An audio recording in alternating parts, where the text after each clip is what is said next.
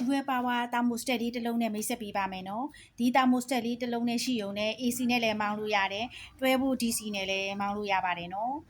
အခု AC ဘိုင်းကိုအရင်လေးစမ်းပြပေးပါမယ်နော်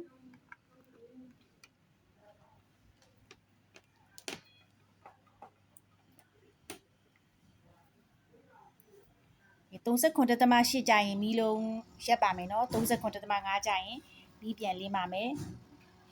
ခုတော့ပန်ကာနဲ့မီးလုံးတွေကိုအတူတူတွဲမောင်းစမ်းထားပါတယ်ကိုသုံးမယ်ဆိုရင်တော့ပန်ကာကိုအများတန်းလဲစီခြင်း AC တိုက်ကျွေးလိုက်ပေါ့နော်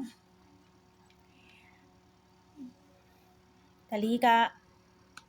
ကြက်ဥကြည့်တဲ့မီးသီးလေးပါဒီအပြာလေးကတော့ကြက်ဥပေါက်တဲ့ရက်တီကိုမှတ်ပေးတယ်လို့ပြောပါတယ်သူကတော့မစမ်းရသေးဘူးပေါ့နော်ရက်သွားပြီ39.5ကြာရင်ပြန်လဲပါလိမ့်မယ်နော် AC နဲ့မောင်းနေတဲ့အချိန်မှာ DC ချက်ပင်လေးကိုဖြုတ်ထားရပါမယ်နော် DC နဲ့မောင်းရင်လည်း AC ကျိုးကိုဖြုတ်ထားပေးပါအခုချိန်မှာ DC ချက်ပင်ကိုသွားမထိပါနဲ့နော်သူကပါဝါရောက်နေတော့တက်လိုက်မှာဆို AC နဲ့ DC နဲ့တွဲပြီးတော့မ join ထားပါနဲ့နော်ကျေးဇူးတင်ပါတယ်ဒါက AC စမ်းတာ